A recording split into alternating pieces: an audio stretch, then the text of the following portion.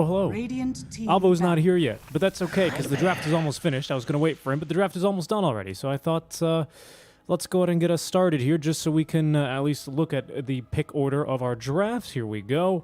Alvo will be right back. You just got to collect a little bit of food. Thank you for the follow. And we'll get going right away. But again, I just wanted to show you guys the draft order. I didn't think he would take this long. It seems like his grab order or something like that is having a little bit of difficulties. Dire team And that's back. no problem here. But as we can see, our draft is it's moving, it's bumping, and we can see that qwerty and Cascade.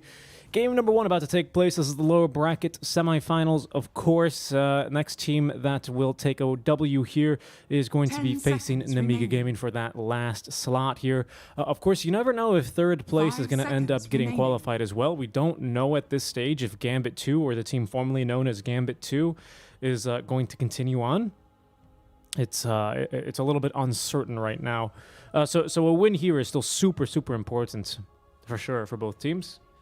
I liked the opening a lot better for Cascade, but this is a damn good Viper game. Ench just dies to Viper, doesn't really harass the hero too effectively. It looks like it's a mid-Viper, though. But again, it's actually a pretty good pick as well versus the Void Spirit, because the early levels just really suck for Void Spirit.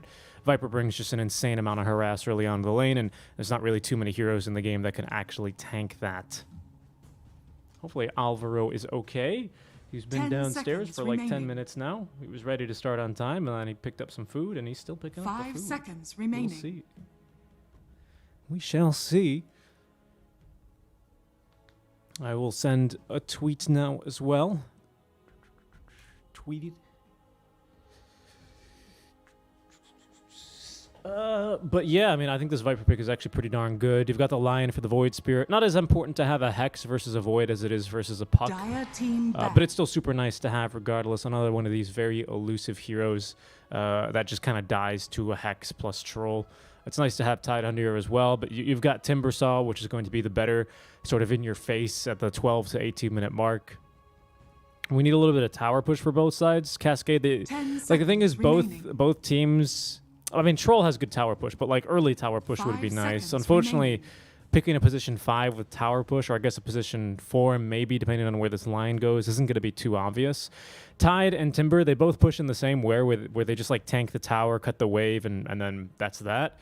But Tide can't do it versus a Timber, and Timber can't do it versus a Viper, right? So it's this kind of really interesting anatomy. At least Timber can't do it versus a Viper if Viper puts down another Toxin first. Because, again, in case you're unaware of how the interaction works, you don't break the Nether Toxin does not break Timbersaw's reactive armor stacks. It just prevents him from accumulating any more. So if you're at 24 stacks or max stacks of reactive armor and there's another Toxin, or if you're broken, you're not really going to care too much, because you're still going to have the same amount of bonus armor and the same amount of bonus HP regen.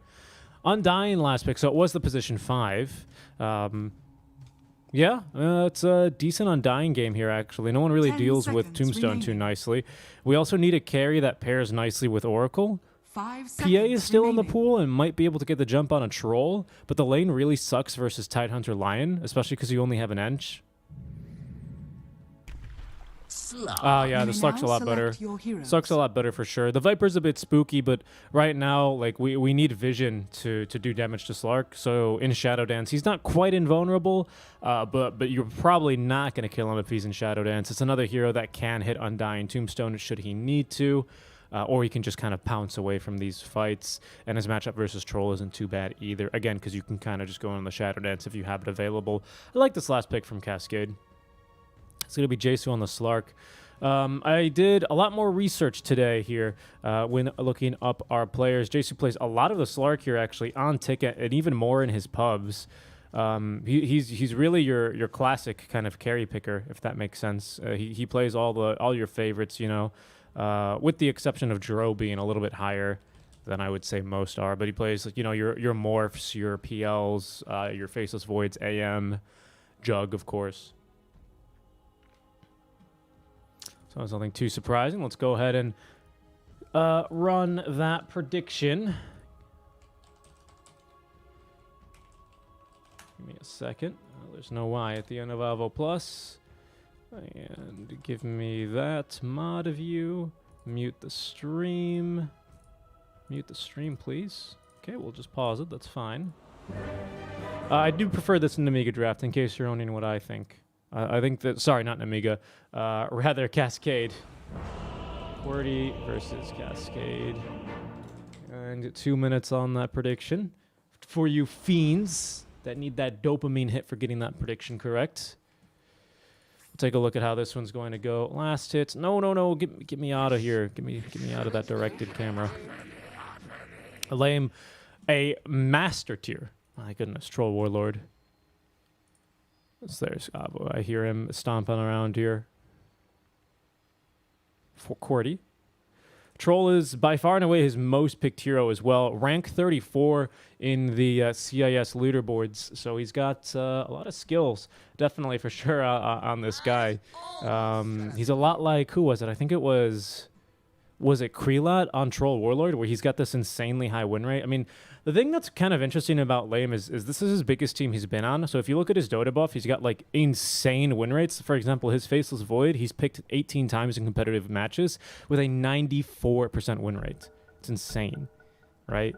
But the thing is, he's played a lot in like really, really amateur, low tier, casual, you know, your Sunday afternoon, your Sunday evening amateur leagues, these sort of things, where he's just crushed it. I mean, he's ranked 34, so naturally he can click buttons better than most. I don't even mean that like as a insult or anything. I like this move, actually. JC is going to be heading mid for some reason, I guess, to try and get a quick D ward. 19-teen is Dame, by the way, who is going to be our Viper. This is 19-teen, so he is playing. I don't know why this is his pub name now, or his professional name. Both teams playing at full strength here with both of their rosters. Still waiting for Alvaro to return, by the way, guys. He'll be back soon. Don't worry.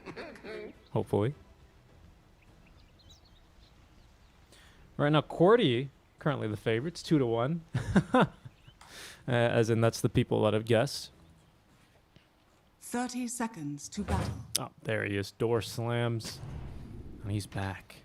On the mic. Hello, Alvaro. You're live on air. Oh, I need to mute you in Discord. Yeah, let me mute you in Discord. Give me a second. Mute. There it is. Now I only hear you once. Well, I mean, I mute myself. Can you mute yourself on Discord, though? Sure. Or you can just mute me, but, you know, that's fine. That's too much. I'll mute you after. Hey, Ricky. How's it going? Oh, it's going. What'd you get? What are you sipping on there? Some green tea. Oh, lovely. Yeah. Got some Thai food. You know, their green tea is pretty awesome. I see you just pulled your microphone stand out again. Don't know how you could possibly know that. Anyway. Is there any proof? There is, yes. I'm recording. I just always record your webcam so I can make GIFs out of it and meme you in your Spanish chat. And in our work chat. Yes. Yeah. All right. So looking at this draft, which draft are you favoring? Which one were you going with? I think this is a really, really strong Viper game, personally, for Dame, for 19-teen. I agree. Because it was picked, I think, like 8th pick overall after the Timber. So it's kind of really interesting because I think Arteezy's Bastard here for Cascade, or their offlaner, he is going to be able to have the head-to-head matchup versus the Timber. Versus the Tide. Can we call him Lilac Squirrel, though? Because I don't know where Arteezy's Bastard comes from, but like his name is Lilac Squirrel. Well, Arteezy's Bastard is what's he got on the Wikipedia. Wikipedia, yeah, but I've learned Wikipedia is not Lilac Squirrel, sure. He's got the better matchup versus the Tide Hunter. So Tide's not going to really be able to do his thing where he goes, oh, I'm unkillable, you can't kill me, right? Because his lane sucks versus Slark. And Jesu, by the way, a fervent Slark player. Is he gonna beat him, Katsu, by the way? This I'm thinking almost beat the Timbersaw, literally submission, huh? Wow. That was very close to getting the kill. 460 max HP. Yeah, the thing is, the early game for Tide really sucks, and I feel like that's a large portion of why you pick this hero these days. It's if you don't pick him for the lane, because sometimes you're countered quote unquote by a troll, or even in this case a little bit more countered by a Slark. Then you can pick them so that when you have a mid laner who doesn't push very quickly, like Dame, who needs to farm the jungle for their first big item, he can just, 19-teen by the way, instead of Dame, he can just sit mid instead. But then the Timber's just going to rotate mid lane and then kind of crush him there. So I feel like this Tide is going to have a really bad game. So I don't really know. Wait, 19-teen? This is 19-teen? It is, yes. Oh, okay. Oh, so they do have one known player then. I believe. Let me just double check. I did my research today, but I'm pretty sure this is 19-teen. Okay. Because I know I know of 19-teen. I've never heard of Dame, so I mean, that would be a player that... I mean, I've never heard of the rest of QWERTY, though. So. Yeah, let me check again. I will say, though, that on the point about Tide, I don't think that Tide... Like, I think Timbersaw is definitely in that... like field of you want to take advantage of the lane if your lane is bad. In fact, Timbersaw's about to die here. If his lane is bad here, there's going to be a real big deal. But Troll, he knew that Magic Wand was available, just wanted to make him waste it.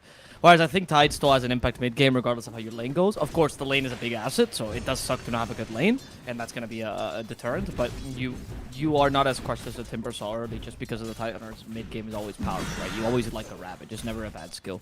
So a worst case, you could become a walking Ravage, which is not ideal, but it's a contingency plan. It's not ideal, but again, I just think he's like, it feels like he's counted at every single stage. Because unless Viper, Petri's going to maybe die top lane. Now he's got stick charges, Aero as well, staying alive. Because I agree with your point, and even though Shisui's not having a great time here versus Viper, naturally this is kind of what happens. You can see he's got a bottle early, but he's already out of sip, so he's like, ah, fuck, I guess I have to go back to the fountain already, right?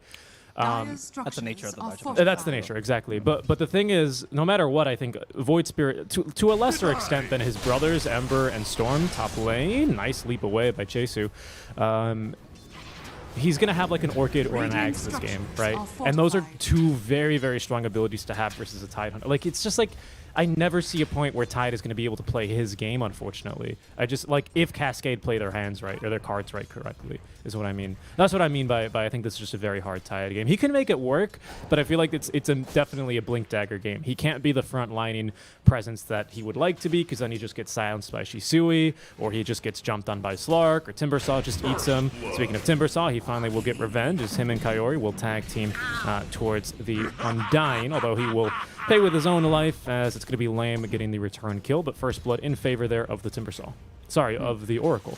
Oh, the Oracle, no. Or the Troll. What are you talking about? No, first blood. Oh, Oracle got first blood. Sorry, you're right. Yes. Oracle got first blood, and then you got the counter kill on the Timbersaw. You're right. Sorry about that. The Timbersaw dying, though, I think is a bigger deal. I mean, giving the Oracle first blood is not a big a deal. I have seen Kaori being quite an impactful Oracle 4, so Foracle. Foracle. Yeah, the Foracle has been quite strong, so I don't think it's wasted, but obviously you want to know your carry ideally, right? So the Troll getting a kill on Timbersaw is already a pretty big win, particularly because Timbersaw is suffering as much as Tide. Like I said, denying Timbersaw lane is worse than denying a Tide lane, because at least he's a walking Ravage, whereas Timbersaw will literally be nothing. But then you have the mid lane matchup, which is also kind of impactful here, right? Because usually, as you mentioned, Viper's been more of a static laner. He can push your lane relatively effectively, right? He doesn't need to go jungle, he can just keep pushing the lane. But Void Spirit can gank, worst case scenario, so... If your lanes start going badly, if like the Timbersaw starts dying a bunch, Void Spirit can at least go and try to get a counter kill on Troll. If Tide Hunter starts dying a bunch, Viper is reluctant to have to rotate. Yeah, very true. But so far so good for 19 team. Or Dame? I don't know, because he's officially changed his name here, so... Okay. Okay, so we'll call him Dame, but it is 19 team. It's the same player, because it still links to from his Wikipedia page to his Dota buff, and he's just called Dame there, so... Okay. Yeah, so this is 19-teen, as you may know him. Was he unique? Was it that? He is, yeah, formerly unique. Yeah, big Razor spammer, you might know him as, especially from his days there, which makes sense. That's, remember the super long, like 72-minute game we casted where his Razor unfortunately didn't quite cut it, right? But we casted him? Yeah. That was in this qualifier. Remember the hour-long game with the Alchemist when they had like a 50,000 net worth lead? Oh yeah, you're right. That is very true. I do remember watching him on Unique, like I don't know, a couple months ago, and thinking, this is a good Razor, and I want to learn from him. And then I was like, Razor's really garbage. He plays great, and still struggling. And then I realized, Razor's unplayable. I'm a big fan of the Razor. What can I say? You know, I like the heroes that make you cry. Pugna, Razor, that's my jam. Well, I think Void Spirit's going to cry a bit more, because we're going to bottle up the Hasten for Dame and immediately activate that. Bottle sipping. Here's Viper Strike ready to go. You could see he started the cast animation. He needs to force out the Dissemblate, but he's just got level 6 now. He's going to TP away. This Viper Strike did not connect, but again, Void Spirit doesn't want to be here anymore. And luckily, they've defended from the 5-minute wagon thanks to the rotation out from Kidaro. And...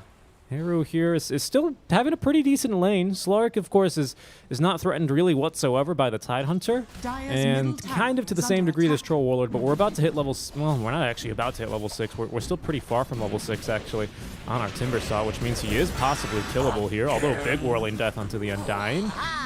Nearly at max fervor stacks, though, for the Troll, but good healing out from our Foracle Kaori. Yeah, and the Troll cannot really stand in his lane alone against the Timbersaw. He can't hold his own, so he has to just retreat. I feel like at this point, though, and especially in the top lane, since Iru is at the point where he's like somewhat strong, he can somewhat deal with a Slark line with maybe be better off just stacking, honestly, Ancients for Tide to recover, which is a huge way for Tide to recover, really easy. Like, you don't have any Ancient takers on Cascade side that can take it really easily. Timbersaw rotates, so it's not that bad. Slark also in the top lane. They want to go for the kill, but he has Shadow Dance, so I think it's possible. They also don't have Ravage, and they even have Shisui to join them, so Petru will be the first victim in this engagement as they just want to finish him off with one last auto attack from Kidaru, and Naru will be the second victim, ideally, as Slark gets the last hit and the extra agility. Not the best of plays, honestly, by Tide. You were not really fighting around your point of inflection, but rather Slark's, which is a mistake because you give him a free kill pretty much there. Like, even if the Void Spirit didn't rotate, it was still impossible to get the kill because of Shadow Dance, so I don't know what the plan was there. I don't know why they started playing that aggressively. Does the Singapore major continue? Many players dropping? Yeah, probably. I mean, it's kind of unfortunate, but it has to continue at this point. There's too much money sunk in. Yeah, probably as well. But I think as well, it's probably the best for the scene that it continues as well. Even if we do have plenty of stands. I hear troll ulti. Okay, he's just farming. To farm. I mean, some carries popularize the idea that, like, if you're farming, dude, and that's all you're gonna be doing, then you might as well use everything. No, I get it. I get it. I respect it. I was just people like Nightfall do this. Exo does this as well. Petru. Ramses actually used to do this for a while. Petru might die here to the Radiant's Centaur bottom Conqueror. He does have tower is friends under coming. They have Hex as well. I think Kidaru's gonna die. Yeah. He has Hex for the Centaur. Oh, never mind. Centaur missed the stun pony. Kidaru's gonna die just to the air spike. Not a single point in mana drain here, by the way. 2-2-0 on line. Wow. Yeah. All right. It's like, we need you for the Hex. Roger, sir. Radiant's Get the Hex. Yeah. I feel like against a Slark, there's not much point to you getting the mana drain, to be honest. If you were running against a Timbersaw, yeah, sure. But since now the Timbersaw's gonna, I wouldn't say get out of control, but he's gonna be free, right? So you're not gonna be able to mana drain the Timbersaw. I'm just frankly a little surprised he didn't at least put 1 point in because it's super annoying to not have enough mana for Dark Pact. They're gonna get another kill down bottom.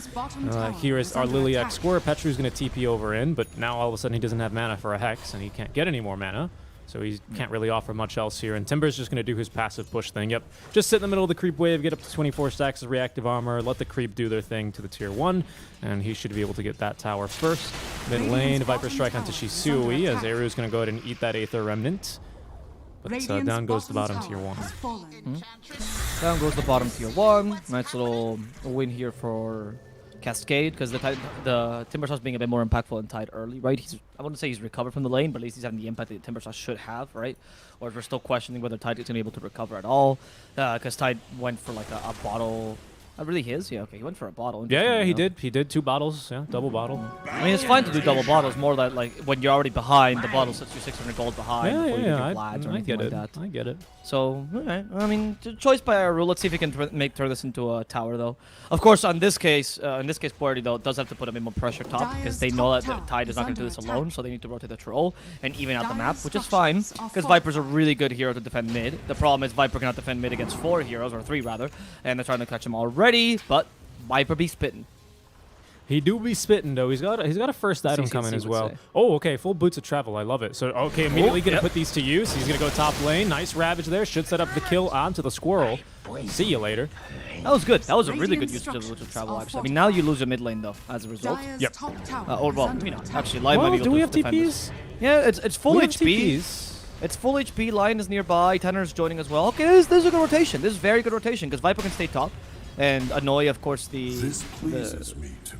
is top, honestly, with a troll and take the tower. And then the Tide goes mid. He defends. Really difficult to go against Tide under tower. Even though he doesn't have Ravage, he does Gush and Anchor Smash, which is a great way to reduce your damage. And we have Lion Finger, right, with almost max Earth Spike Hex. That's a really good play. He's king of control. No, I mean, I thought for sure they were going to take that tower as well because they had the Alpha Wolf. But Tide simply rotates over, hits everything with the Anchor Smash, and they just have to leave. They can't fight right now. It's too scary. So, nice play, as they will be able to equalize here in tower pressure, making sure that they can as well look to try and close a little bit of the map away from the Slark to continue farming, who's gone for Echo Saber, mind you. And I think he's going to go straight into BKB. He just has a casual Ogre Axe queued up, which probably... that might be from, like, Echo Saber after you queue up Echo Saber, you know, and maybe he just went for Oblivion Staff first. I don't really know, but we'll see what happens there. Kadaro's going to end up dropping to 19-teen, a.k.a. Dame. All right. I like these plays a lot by Qwerty, honestly. I've rarely seen a Boots of Travel be this impactful once you pick it up. I usually think of it, like, as Winter says, a second Midas, right? But, yeah, Dame is doing a good job. He's being a pretty active Viper. Troll's also been doing a really good job playing slightly aggressive, even though he went for the Battle Fury build. He did build the 2 swords early, which allows him, of course, to have a bit more damage for tower pushes, for ganks and whatnot. I mean, it's not like Troll is that weak early anyway, like naturally without items, so he's capable of at least holding his own. And they're making good use of the Viper as well, because they understand the Viper, of course, can't gank like Void Spirit, so they're just trying to make him push lanes instead and gain map control that way. Pretty good. I am impressed with qwerty's movements. These are the kind of movements that... You know, I was watching yesterday, I was actually talking about this, I was casting BTS Pro Series, right? As I'm always doing, somehow. Yep, even if you're doing Valorant events? Even if I'm doing Valorant. No, but I was casting VTS Pro Series, and I was actually watching Pentes, which is the new Sad Boys, right? Yep. And I was noticing that a lot of the... Because Pentes, of course, is a bit of a stack, right? They're not as I wouldn't say as much of a team as, say, No Ping, which they're playing against. And I was noticing a lot of the rotations Can I just interject right there? I would say that they're, for a stack, especially in NA, considering the other regions, that's a pretty... Like, they're a pretty strong stack. They're right? a stacked stack, for sure. Yes, but they're still... yes. I say stack not as an insult. I get it. Yeah. I wanted to, like, say, hey, they're really good. They're really good. Considering but, the region. I mean, they lost 2-0 to Don't Ping, though. But the reason, the point I was mentioning is that because they're a bit more of a stack, and because I noticed in NA they don't prioritize these kind of, like, movements as much, I saw movements that I'm seeing here in the qualifiers that were superior to what Pentes was doing. When we're talking about top-tier Radiant's teams, like middle top-tier tower players, is rather, under not attack. necessarily a team, but, like, a really, really good players. And it's really cool to see a region that, like, prioritizes these kind of moves a lot. They got Tombstone down. I don't know if they want to fight. Oh, that's Yep. a good Ravage, though. Enchantress might be dead. No, not quite. She That's had the Slark, untouchable though. to save her. Slark is dead instead. Yeah, that's much better. Oracle as well. 4 Oracle's down. You have no false promise any longer, which means Timbersaw's at the mercy of the 4 heroes now, just pummeling him to death. He has a Timber Chain, but can't use it to the root. And it's just going to be Cascade, losing 3 heroes. That's Man, qwerty, on point today. That was great. That was a really great counter initiation by Undyne. It's kind of silly to be like counter initiation when all he does is not die to Slark immediately, but then drops Tombstone. But that's all he needs to do. Aru's then able to complete the TP on in. Lame is strong enough to fight with Battle Fury alone and his ulti. And because of that beautiful, beautiful Ravage, our Oracle was not able to actually get the false promise off onto the Slark, and it just falls apart. They're going to lose their tier 1 tower. That's exactly the opposite of Cascade, what they were planning on doing here. And we don't have any ultis to fight here for qwerty, but I don't know if Cascade are going to... I mean, honestly, it's 15 minutes. If you lose the tier 1 tower at this stage, I think you're kind of okay with it. You're going to keep some bodies here, but if they commit as 5 and quote-unquote waste more time, you're pretty happy. Okay, the solo kill there, but they've caught now Shisui with the Hex into the Earth Spike, but they're actually aiming for Jesu here instead, and he's actually able to, of course, get the 1v1 versus the Tidehunter. Lots of Vets and shift that on over. This time he's able to get off the Shadow Dance. We still have Oracle ulti as well, which we've already used actually for Shisui. Quick correction there. Jesu, quick little dispel on the Earth Spike as they're diving under a tier 2 tower. Of course, with Timbersaw, you can do that. With a Slark, you might be able to do so as well. Lots of Essence shifted over here. 15 total, or 13 actually, with the 2 bonus Agi, but they're not going to be able to get any more. We've got a Tombstone ready to go as well. Tier 1 tower still standing as they're looking to maybe try and turn. Battle Train's back up in a second. 10 seconds till we have Viper Strike again. But it looks like they have managed to repel the push. So they've only lost, I believe, 2 heroes there in exchange. They didn't get the tower, so not exactly what they were looking for, unfortunately, but at least it's something. It's more farm on over to Jesu, who is going to be turning this Ogre X into a BKB. What else do we have here for them? Yeah, no, you're good. You're eating, I'm sure, right? No, I wasn't. I was actually checking how the BTTV thing works. Because I have to download it, right? I have to download it. No. You just have to... That's only so you can see them. You just have to click enable on your channel. But they are working, though, now, right? Well, I don't know. Let me see. Because someone did a KEK W, and I was wondering if that showed up. Yeah. So that's working already since we did it. Better Twitch experience. Thank you, Richie, for that. Anyway. I was going to say, like, since they're fighting around this tier 1 so often, though, and they're protecting it so well by qwerty, they're still enabling the troll to get a fair amount of farm in the triangle, while he still is capable of fighting early, which is a good usage of the troll. And this Viper dude is just everywhere. Literally, Dame is so proactive with these boots of travel. He has not let the enemy team really take a single, like, valuable structure. Now, this might be a bit of misplay, though. He used a tombstone to the high ground, sure, but Gatsy is going to die for sure. They can't destroy the tombstone, so that means that it's time to fight for at least qwerty. And they do find the Timbersaw with a battle trance. He's perma-rooted. He can't get away. And Troll does not care about your armor. In fact, Kaori was coming in here to save him with a false promise. Was still on cooldown. He can use it on himself now, but it's a bit too late and not really worth it. They'll lose 2 supports in the Timbersaw, only engaged for an Undying. qwerty knows they're stronger, and they're taking advantage of it.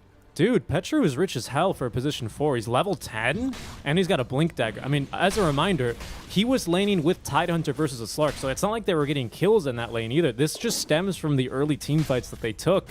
And he was able to get a Blink Dagger 16 minutes into the game, which is the only reason they're actually able to get those 2 kills, because he's able to blink forward and stop Oracle from casting that False Promise. So that's twice now that Oracle has been unable to get his ulti off. Not really his own fault, of course. He's in the right position, but he's just getting outplayed by either a really great Ravage from Eru or the Blink Dagger time in here on Lion. And now they're just going to go for Roshan here. And honestly, they can't contest this one for Cascade. We don't have Tombstone. Well, we will in 3 seconds. So yeah, they can't fight this, unfortunately. Chisui might be able to snipe it. That'd be great, especially because if he can snipe this Aegis, nah, they don't know. They don't know, unfortunately. The Skeleton's going to run in a little bit too late. And it's going to be Aegis onto our Troll Warlord. He's nearly got full S and Y as well on top of his Battle Fury. And now, of course, an Aegis to add to the inventory. Oh, that's pretty good. Did you add all of the emotes I said? Yeah. All right. A couple more as well. Oh, Poggers. Okay, so we've got most of the popular ones in here, guys. I found some others. I got the F1, which I thought was pretty funny. Which F1? I don't know. It was like press F1. There's a one that's like just a man pressing. There's Omega of Cat Jam, of course. Kidaro. I didn't know Risitas was an emote though. That's really funny. Which one? Kek W Risitas. Oh yeah, of course. He's the Andalusian man. Yeah, people love that one. People love Kek W, and it's super popular. Yeah, Risitas, man. Which just means small laughter in Spanish. Yeah. Which is a hilarious interview, by the way, if you actually watch it great. and understand what it says. Oh, it's great. People like watching the video no matter what, because yeah, but like I understand what he's saying, and it's even funnier because it's honestly so ridiculous. Like even if you understand Spanish and you understand like Andalusian culture, because obviously that's from the south of Spain, that's why he's speaking so weirdly. It is quite hilarious, honestly, the video in itself. Kidaro? We do have the help. Sorry, I went for the Spanish there. We have the help from Tombstone, and I think Kidaro will be going down thanks to the... Bambi, no! No! Bambi! I hated that scene where the Troll Warlord comes in and murders Bambi towards the end with his axes. He's actually owning Arya right now. Oh, we have Ravage here. Yeah, there's no way you can fight them. And they even dropped Tombstone there, so they could have turned if they wanted to. That's really good, man. Qwerty is playing on point today. I'm very happy for him. We go Spanish for a second, and everyone's like, "Oh no, oh no." Suelta tu ¡Gah! Amigos. There's a Ravage here, so that Jesu knows he's just trying to force the enemy TPs out because they don't want him to keep on pushing, but it's just looking a bit difficult for them. You can't really continue pulling that much pressure here. It's simply because the Ravage is such a big threat right now to the Slark. Oh, the Hex as well! This would be perfect with the Earthspike as well. They have Fate Seek to protect them from the Finger, but that's not going to last forever. Are they going to commit the Ravage? They don't need to, actually. Slark might just be dying. False Promise plus Shell Dance has been forced out, so 2 big ultimates, and you hold on to all your big ultimates. That's huge. Yeah. You get 2 big ultis out. Now they can just keep pushing it, and we still have Aegis for another full 2 minutes here. And we've got a wagon on the way. I mean, they could seriously push mid if they wanted to. They could force this issue. For now, though, I think they want to finish off Force Staff. It's coming now to Eru, so that's going to help massively versus Slark. He needs to go Force before Blink Dagger. But my point still stands about Blink. He should go Blink this game as well, but of course he recognizes Force more important. This Lion probably going to queue up a Force Staff as well, maybe a Glimmer Cape this game. But he's got a lot of money in the bank, and he's got a lot of money basically to choose on what he wants to spend. And Liliac Squirrel has been having a pretty tough game here, so unfortunately they've not really been able to quite put together the early game team fights that I thought they'd be able to. Actually, the tower they choose to go on is not mid because Cascade had they called in the boys there to defend it. They instead choose to go bottom, and I like this because now they're going to be able to invade triangle. They lose their mid tier one, but honestly, they don't really care. If they push for this top tier one, they might actually defend it, especially because they have a really defensive ward in their own triangle. So they see Cascade rotating over to it. We'll see. First couple of rotations are now coming. Lame is just going to fight Jesu. Troll's a madman. He's not afraid of Jesu any longer. I mean, the Timbersaw from behind trying to kill Petru. This would be a really good kill. They can just muster it. They still have a Hex on Petru. And in fact, the rotation from Gatsy as well. The supports are fighting back. They don't want to let these cores bully them away from their lane. And in fact, Timbersaw is in trouble. Does use a little trick with a Yule Scepter. Skidaro is being destroyed by Lamy.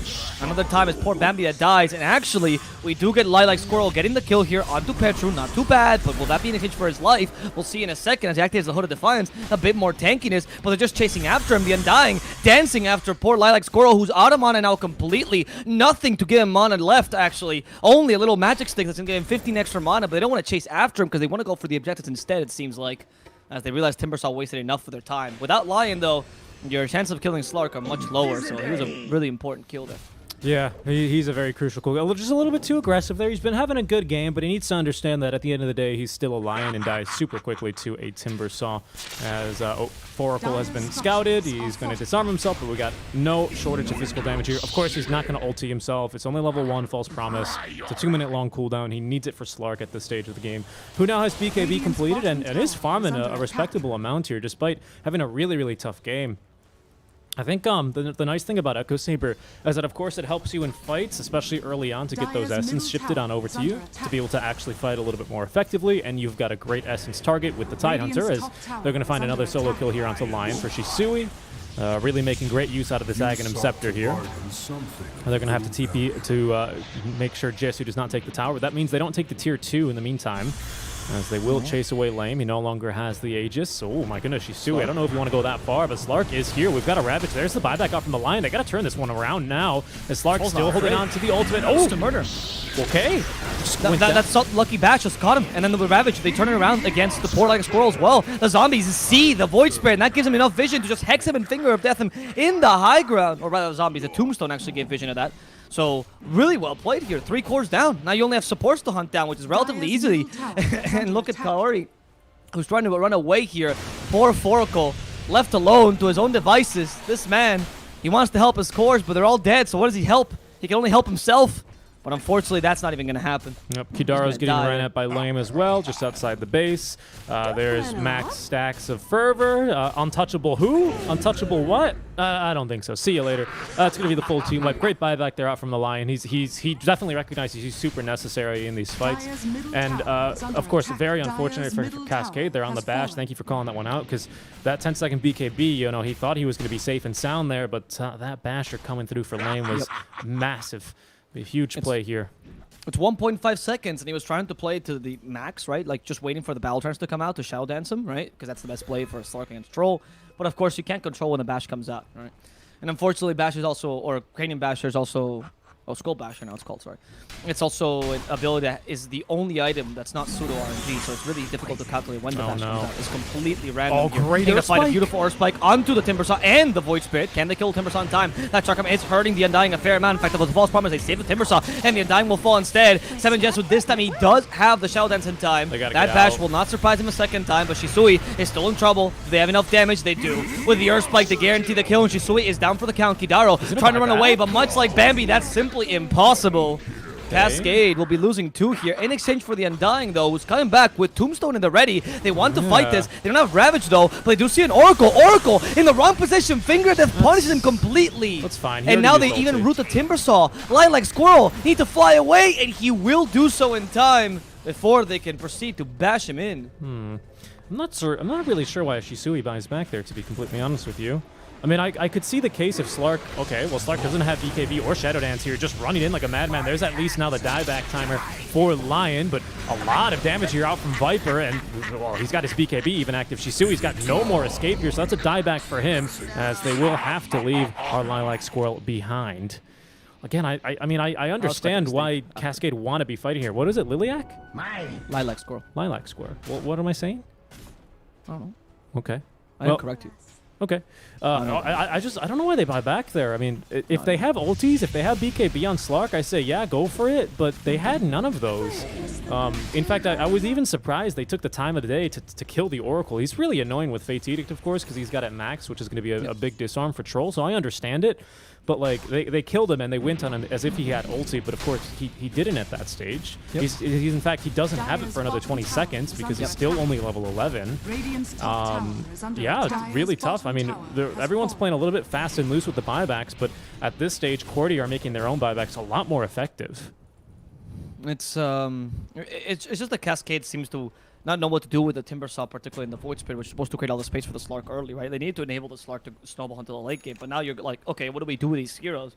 If they cut lanes, they're going to be cut out because it's so easy with the Viper's Boots of Travel. If they don't cut lanes, they just fight head-on like this. They're trying to like at least draw aggro, but it's not working out because they died too easily. And I mean, this Lion has been such a hugely impactful pick. Those hexes every single time make Void Spirit and Timber Saw's escape plan just impossible. Null and void completely because of the Lions. So it's become very difficult for them to really counter-initiate, take advantage of their mobility and of their tankiness against this goddamn Lion, dude. And of course, they've also been playing into the Tombstones every single time as well, which has been another big mistake by them. I don't know, I feel like it's a bit too late now for Cascade to recover. Yeah. It's not looking good for them. I think they definitely knew, like, ideally you buy back there on the Void Spirit, you know, question mark, do Roshan profit and turn in the game? Unfortunately, the question marks is where I don't really see that one coming together.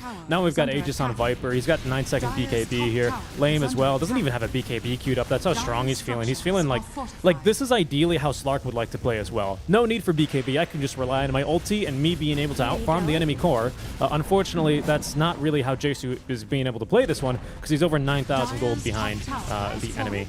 Troll Warlord is there to jump in from Shisui. Nice silence onto 3, looking for the supports, but Lion is going to be able to turn with the Hex. He's gone too far. They will get off the False Promise at the very least, but down goes the Oracle. They've caught as well the Lilac Squirrel, so they're not going to be able to really help out Shisui whatsoever. As out come the buybacks from Cascade. Max Fervor stacks, Perma Root, Perma Bash, and, well, just dead now for 45 seconds here is going to be Shisui. I really would like to see how much, like, I think when these false promise props, I would like to see it in the Dota Plus thing, how much damage he really took, like, because he only took as much damage as he had HP, right, unfortunately. So I like to see how much damage the false promise would have dealt. It'd be kind of interesting to see. Timber Saw, Finger of Death, nice, false promise, Battle Trance, just to kill off Kidaru, because why not, right? You see 2 free kills, you take them. And that's going to be a second lane of Rax, if not GG, honestly. I can't imagine you fighting this any longer. Troll's out of control now. Yeah, he's completely out of control. It's it's too much at this stage. It's too much. It's one of Lame's best heroes as well. So again, it's no surprise. I mean, obviously he's master tier on it. No, he's played a really solid game, but to me the MVP has been honestly for 19 team. Yeah, I think Petri's been having a fantastic game here as well. Yeah. I think, oh, okay, nope, Shisui's not going to kill him. He's already gone. There's the tips, and we are going to be able to kill him yet again. There's just too much control. Jesu, he can't even get the kill here versus Viper with the DD rune, as they will have to chase down that Void Spirit. Jesu's just in the trees. He's stuck. They don't care. They're just going to leave him there. At least he's regenning here with the Shadow Dance passive, but there's the horns for the Megos. They're not going to go for the ceremonial fountain dive here, as Kaiori's had to use the ulti for himself. Dame is going to go down, but that's only the Aegis, as our Timber Saw is doing some real damage here to Eru, but he's going to have the Ravage. They have found Jesu with this one as well. Earthspike, because they can identify when a tentacle connects, and there's the GG, forced out. What a game. What a game number 1 here. You can tell that Petru is very eager to get a rematch versus his former teammates here. Victory. I just think that Quwerty played a really solid game. Like, it's just an incredible game by Quwerty. I don't know. Cascade, I feel like they made a couple mistakes, particularly. I just think the draft was a bit difficult to play, right? Because you needed to have a good lane for either Void Spirit or Timber Saw. You got crushed in both lanes, right? Which is why we even said it in the beginning. Viper seems so good this game, right? It's just a solid pickup. Cascade gets crushed in both lanes. You run out of space creation. So then what do? You have no way of recovering because you have a Timber Saw on the offlane, or like a Beastmaster or something like that. And then you go GG, I guess, right? But Quwerty had such good rotations, such good initiations, really good tactical choices. It was on point, man. It was a really solid game by Quwerty. Yep. And now we have to wait a little bit of time to get into our next game here, unfortunately, because there's only one match now running at a time, set lower bracket semis into lower bracket finals, and that'll be that for the day. Yeah, so solid game 1, though. I mean, you're completely right, Quwerty. You can tell they seem a little bit better put together here, which is slightly surprising, I will say, given that Lame, obviously 19 teens, a bit more experienced. Petru as well has played on Namiga, but Eru and their position 5, Gotsi, are pretty relatively new. Again, Lame has got a bunch of competitive games, technically, on Ticket, but a lot of them are from, like, more your casual, Sunday afternoon leagues, right? Where he just crushes everyone because he's like rank 28. But so this is like by far the biggest team he's been on. But you can tell when he's just able to like when he doesn't even have to like really think. I don't mean this in a bad way, but he just doesn't have the competitive experience that he needs. And I think in qualifiers, this isn't going to really come under fire. But when he's playing versus better teams and he has this amount of farm, but so does the enemy core, like I think that's where he's going to have a little bit of troubles because he's used to stomps. He's used to it. I agree. But we'll see what happens if they manage to make it, because of course they still need to beat Namiga if they do want to qualify regardless, right? So still going to be quite a path for them, or quite the ways to go. I think Namiga is a bit more of a solid team than Cascade as well. Overall, and no offense to Cascade, they have good Dota as well. It's just not as good as Namiga. Unfortunately, they're one of the strongest teams coming into this qualifiers, especially now that they've eliminated VPP, which was very surprising to me. Same. Yeah. Same. I mean, I don't know. It looked like a really good game for qwerty. I was very happy to watch that. So it was very solid. All right, Overwatch case live on your screen. It's a PA reported for feeding. This one doesn't look too promising. By the way, did you not see the Natsumi thing? Why did you ask him to post the link? No. He said, I saw the Natsumi thing. I even posted a link there. I don't know why you think I didn't see it if I posted a link. That was in response to him saying Matu is not playing on Nigma. I didn't see that at all. Yeah, so that's... Matu's not Enigma, hasn't played Enigma forever. Yeah, I know. So that's... Oh, okay. Well, I thought he was saying, like, as in Matumba Man is not going to be going. He's definitely not on Enigma, no, that's for sure. That's for sure. I didn't need a link for that secret. one. That would be a conflict of interest, no? I thought he was talking about, like, another player that is sick. Oh, let me pay out the bets. Who won? qwerty? qwerty. Alrighty. Another Overwatch case here. Yeah, Matu's on secret. That's why I was like, I thought you were saying he's not going to the major because he is also ill or otherwise unable to travel. So that's what I thought that was about. Anyway, let me skip this. PA reported for feeding. What's her lane? Her matchup doesn't seem that hard, honestly. Yeah, I mean, holy shit, she's already 4-0-0. So if this one ends up going bad for her, then obviously it's kind of just like a 3-2-2. Not like she's just like throwing, or maybe she went mode feed. But like her lane is pretty easy because she's laning versus Windrunner and probably Skywrath Mage. Yeah. Okay, Skywrath Mage is in level 6. This is just like another free kill. Okay, easy. Lich dies, but that's fine because he's a Lich. And maybe PA gets another kill into the win. I mean, what? Why is it feeding? Well, I don't know. I think maybe they're meaning to report. I don't know. Maybe they meant to report Skywrath Mage for feeding to PA because she's already. I mean, 6 kills. Holy shit! Already is kind of scary. Oh, there's another kill. Oh, Undying went yoink. Mine. Okay, that's fine. Okay, PA, she's now died once, but she's not been reported for it. Great jump to the sky. Okay, just right-click him. Just right-click him. Okay, that was good. Maybe she just like left her hands on the keyboard at a moment. Oh, nice Doom. Very nice Doom, actually. Doom purchase. People forget that. Yep. Okay. I believe it's the only strong. Oh, strong. Sorry, strong dispel offensive. That's what I meant to say. Oh, I got you.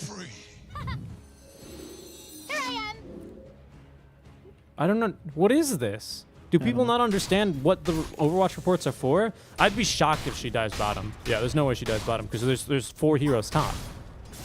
Even then, that wouldn't be feeding because that's right play, right? Because you're right, 4 heroes top. At least judging by her vision, right? Her farming is pretty slow for considering the early game she was given, but I don't really care. That's just Archon things. Yeah. Okay, so clearly not a feed. Can we go to the next marker? Okay, she's died once in between. I mean, look, she's fight. I don't get this. I think people just literally don't understand. Okay, she's died 5 times now, but I would like to know what server this is in. Dire's top tower is under to know attack. where not to play, essentially. I mean, I think this is just someone not really knowing what Overwatch is for. Do they have? Can they even kill PA right now? Do we have an MKB on? No. I mean, we've got. What is this? 86% evasion? Oh, not quite yet. He has silver. Oh, okay. Okay, good fight. His first life. Okay, kind of a bad death. Oh, it doesn't have buyback. Now that's GG. Yeah, but just him being a noob, bro, that's not him feeding. Maybe you can. Oh, Lich ulti. No, he's got Armlet. Nah, he's just being a noob, bro. He's just, yeah, he's Archon, so he just made a mistake. Radiant's bottom barracks has fallen. That's 100% not a feed. No, that's not feeding at all. I don't even know why you report someone for that. No, I'm gonna save because I think I only have 5 and I have more. You can do more. I have to save. Okay. I can send you mine if you want to. I'll do another one. I'm already downloading it. All right. You can just do mine afterwards, right? Yeah, I don't know yeah. how many I have, True. actually. I haven't done these in like ages.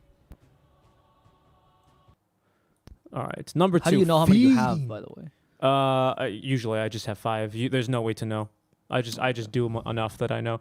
Okay. Jeez, okay. Broodmother. Like a Okay. fucking internet moderator over here. 3 deaths already. This looks like an unranked game, and in fact, it might be turbo. It is. Doesn't have to be turbo. It doesn't look like it is actually. I don't think it is. Actually, No. the support's is way too low level for it to be turbo. Yeah. Yeah, true. It's a normal. So it's just normal unranked. Okay. Yeah, come on. All right. There's 2 people AFK already at the start of this one. This looks promising, guys. This looks promising. Oh, hold on. Did we see that? Did we see that, guys? Hold on. Let's slow that down a little bit more. Double boots, obviously, because you need to have up to 4 pairs. Oh, Yeah, wait, no. This is fine though. That's she fine. sold one. It was misclicked. It was a misclick. It was a misclick. Okay. Okay. All right. Okay. Dyer's middle Misclicks tower is don't under get you attack. punished, right? I think you have a. Was it Broodmother? Was it Broodmother support or what the fuck? Like how is she level 4? At minute 11? Dyer's middle It must have tower been a is under Broodmother attack. support. Well, hold on. Where the webs? Oh, it's Broodmother jungle. Is it? I think so. But now you've just taken your first point in webs. Like, where are your webs? Because in jungle you can't use webs, so you just spawn spiderlings. I know, but then your spiderlings don't regen, and you don't regen. Doesn't matter. Yeah, I spawn spiderlings too. And you Oh, just this person is playing Broodmother jungle. Like at this point. But she is Dyer's playing this in middle unranked though, tower so even though this is a really is terrible under build and attack. everything, Radiant's you shouldn't top jungle in tower ranked. I has feel like in fallen. unranked this is, I mean, not Dyer's justified, but structures it's are okay. fortified. Right? I don't think you guess. can report someone from playing in Orthodox. I don't think that's fair. Spawn your spiderlings! You have Soul Ring! Top tower is under attack. Oh my god, she's getting all the great camps as well here for the spiderlings. Yeah, that's pretty good. I mean, it's not like obviously Dyer's Broodmother top jungle tower is is under No, I mean, it's bad, 30 but it's not. patches ago. It's not fair. All right, contesting farm, whatever, you know. I mean, NP should be I farming. mean, there to we'll begin with, see. but- Like Broodmother's bad, but MP is also joining her. Oh my goodness, she just lost all the spiderlings to the splash. She's just really bad. Okay, contesting from 3 AM, also pretty griefy, but honestly, everyone does it in my level anyway. Radiant's The guy, middle if I tower reported is people for under these kind of attack. plays, I would have my whole team reported every single match. I don't know how people are this. Lost the spiderlings. Oh no, she's got spiderlings. Okay, we'll get to this next marker here. Radiant's middle tower is under attack. Okay, passive Soul Ring, by the way. Passive Soul Ring. Yeah, well, because she doesn't want to use it, right? Because she has so little HP, so. But then why? Okay, there it is. There it is. Finally, Soul Ring. Wow, you really think that? Hoggers. She has 1100 HP, mate. And she's got fucking. Insatiable hunger. Radiant's Oh, contesting from 3 AM. Okay, I guess AM. Oh, all right. Okay. I mean, that's not feeding again, just bad. Like, Clink's feeding you because you play in Broodmother jungle is not. Okay.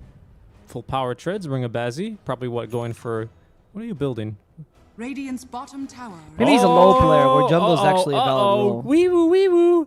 Neutral items. Neutral items. That's Okay. That's pretty bad. that's all of them. All right. That's Let's pretty see. bad. Now she might be griefing. Yeah, okay. Fair enough. That's all of them. Oh, no, never mind. No, She just no, did it for a okay. second. She was just saying, hey, I can do this. She's saying, hey guys, I think respectfully, you guys should consider investing in tier 2 neutral items because some of them are pretty good. And AM's Maybe. like, no, I've got the best one in the game. I've got Possessed Mask. She's like, well, I'll take all of 3 then. A prize. Maybe he's a low player when jungle is actually a valid role. That's a good point, but if that's the case, then you definitely need Okay, again, just bad. to. Just bad, really, just bad, honestly. I don't think there's any feeding. Okay, well, Brood's already dead to start this replay.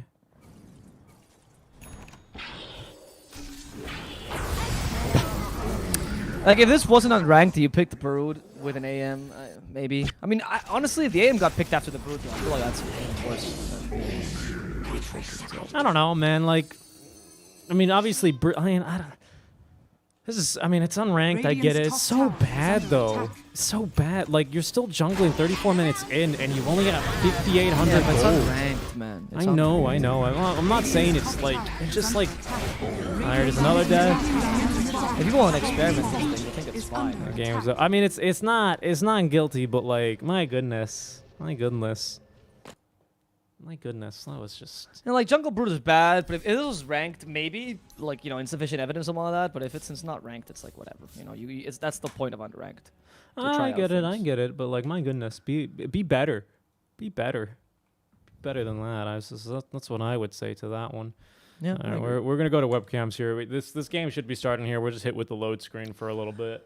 But like when I see all these unorthodox picks, right? I always wonder if like, because we are obviously conditioned by the meta or whatever it is, right? We're conditioned by the way that we see things and what's normal, what's not normal, right? So for example, something that I find in my pubs that's like I would say is equally as bad as picking Jungle Brood is, for example, you have a team where, I don't know, my offlaner picked something that's like relatively greedy because offlaner sucks, right? And he plays like, I don't know, CK, let's say. That's like a pseudo offlaner, but he's kind of greedy, right? Or Ricky, which is very popular in a CA offlane for some fucking reason. These kind of things. And then you go and pick an AM. I would argue that in those situations, you are, like, that pick is equally as bad as you going and picking up a Jungle Brood. You're going to ruin the game no matter what. Because you know we can't create space for you, so it's just impossible anyway. Right? So if we're going to start judging people for going unorthodox picks, then we also have to judge people for going picks that are just really bad in certain situations. And at that point, where does the buck stop, right? Yo, is that a real Amar, the Chad that just followed us? No. Or is that just an Amar fan? Is that Amar? That was really Amar the Chad? I don't know if it is Amar the Chad. It's hard to say. I don't know. Out of the 8 teams? Oh, yes! Oh, dude, we are big fans, Amar. Thank you, Amar. We're big fans. What are you going to be doing in this season? Any plans for the horizon? Any new teams? Poggers, guys. Also, if you're not real Amar, you're banned. Yeah, exactly. Nothing for now? Keep playing, dude. Keep playing. Keep playing. We're excited to see you again. Yeah. Of course, whenever you're ready, you know we. But yeah, it's great to have young players like yourself, of course, in the scene, man. It's great. It's great to see you as well, young blood. Check my account on Twitch and check my account on Steam and I linked my Twitch. A lot of people are comparing you to the big Sumail, you know, back in his heyday as well. So, you know, super happy to see you playing. Unfortunately, of course, Creep Wave didn't go quite the way that I think everyone was hoping, but we'll see. We'll see. Hopefully, we can see more of you in the future. Yeah, but you still got a lot of repercussion for that, though. I think there's very few people that didn't watch the EU that didn't respect Amar's playstyle, man. Oh, of course. Also, shout out for you for calling out OD Pixel in the middle of in the middle of a game. You know my name. Say it. Amar the Chad. What a move to make, man. Nicely done. But yeah.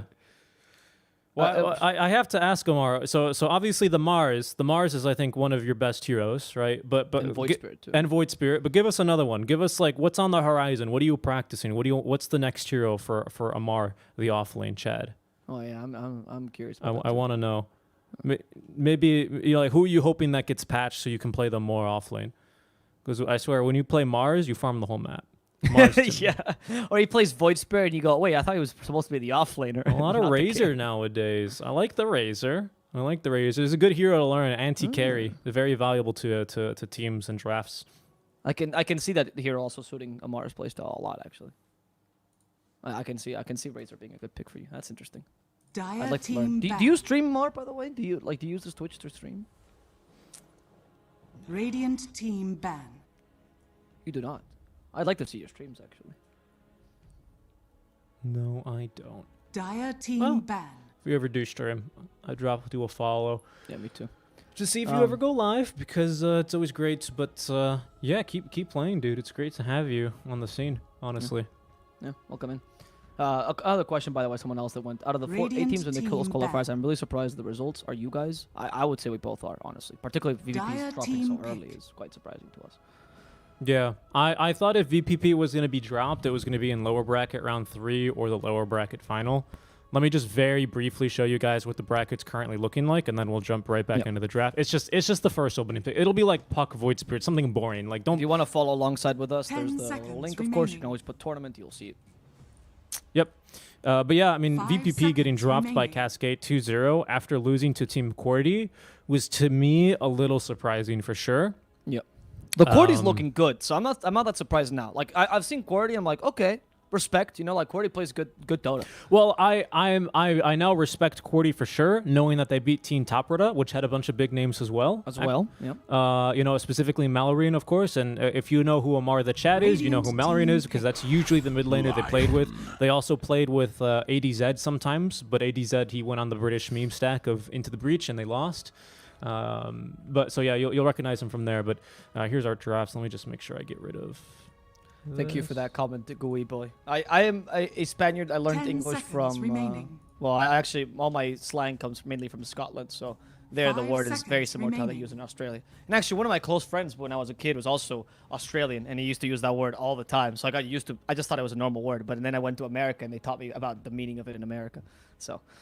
Hey, it's very interesting. I don't know how this word has different meanings in different places, but I think it's against Twitch TOS as well because of that. Well, for how do whatever you reason. not understand that concept? Because you've explained that concept to me multiple times, and probably to other people when they talk about Spanish from Spain to Mexico to Peru. Oh, well, right? because I didn't understand that until I was like 22 or so, to be honest. Oh, okay, So, fair like, enough. Fair enough. Because like I didn't. Like I understood there was different slang, but I didn't know that one Dire word could mean team pick. completely different things in two different places. Like, I thought they would just be different. No, I like, get straight that. up different slang, right? I get that. I And get that. then when I grew older, I was like, oh, wow, you know. But I had the chance of meeting Americans much younger. I was like 18, 17 when I went to America, and I used that word out loud, and someone's like, no.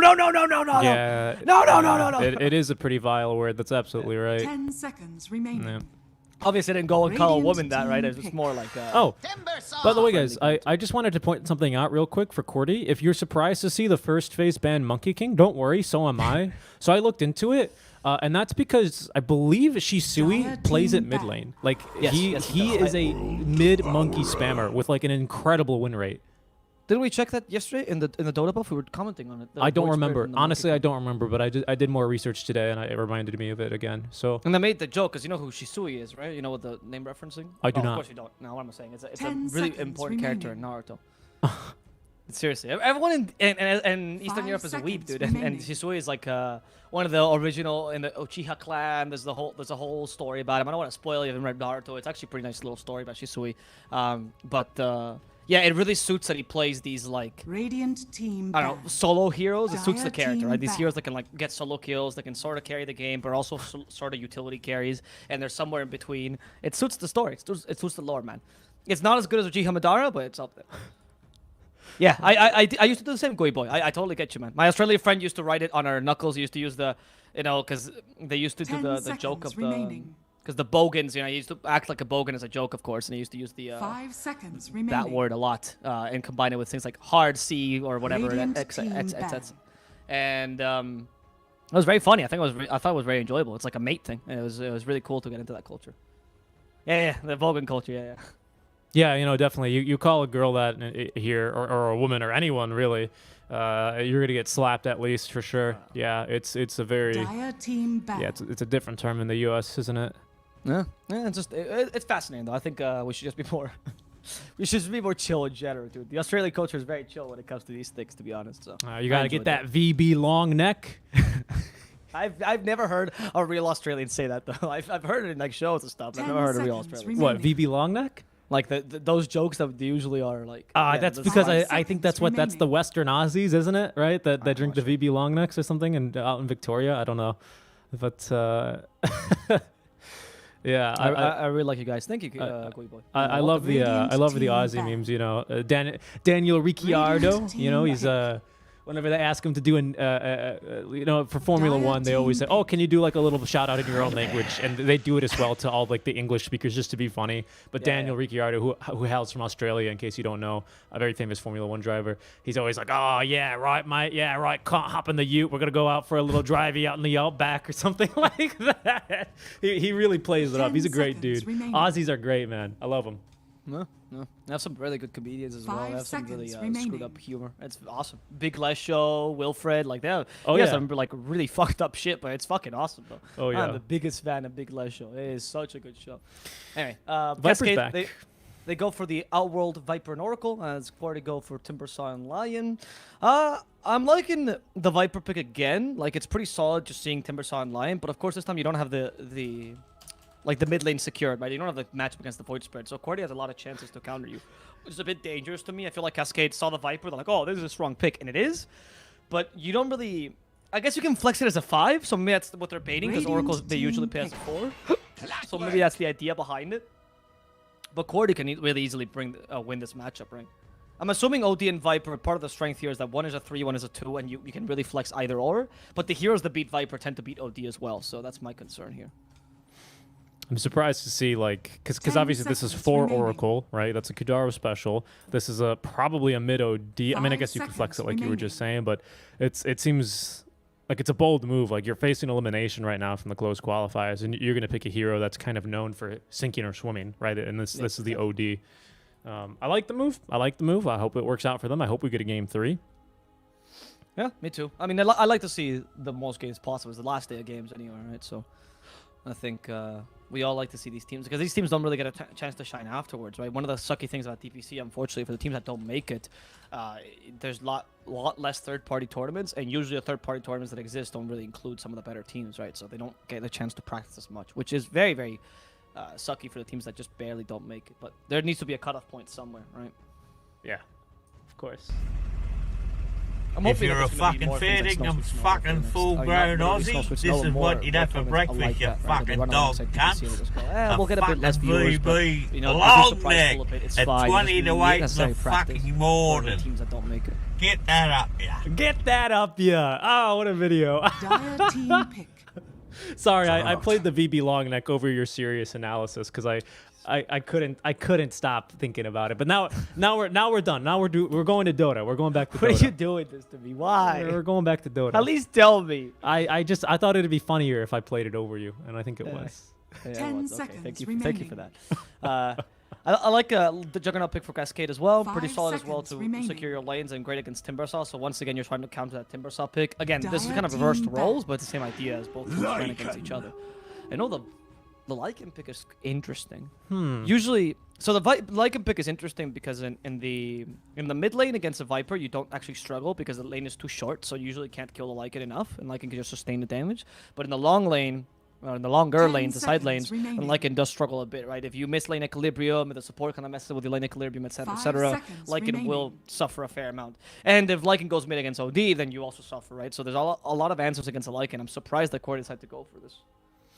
Yeah, I do like the Lycan versus like in the mid game versus OD. I think that's like that's an obvious one, right? Because you can either if you Astral Lycan, it doesn't matter. He's gonna beat the shit out of you with the rest of his Radiant units. If team you back. Astral yourself, he's gonna set up all his units around you, and you're gonna be set up for like a Lion or a Spike, Clockwork, Timber. Like it's already not looking like a real great OD game out of the lane, of course, right? Because the lane is always nice. And I like what you point out against Viper. What's the cooldown on Nether Toxin or the downtime effectively on Nether Toxin? Is it? I think, 10 it's 13 seconds remaining. cooldowns, I want to say, and Okay. then it lasts for like 8, so it's like a 5-second down. 5 I'm not seconds sure. remaining. It's not too bad. Because I was thinking, obviously, you can just Dire micro the team wolves back. away during that time. That's going to be your biggest concern. No, sorry, it's 14 seconds cooldown and it lasts 8 seconds. Oh, it's very close. You were It's, close. 6 seconds seconds. downtime, essentially. Okay. That's enough time for you. I mean, with like level 3, 4 wolves, that's enough time for you to push the wave, to be honest. So No.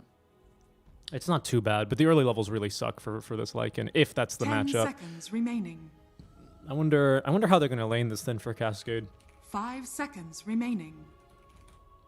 If you guys are... Oh, shit, I forgot to update that. So if you guys are asking the score, we do have a command for that. I just messed up with updating it. My bad. Now it's updated. So don't worry. There's a score command that I usually don't forget to update.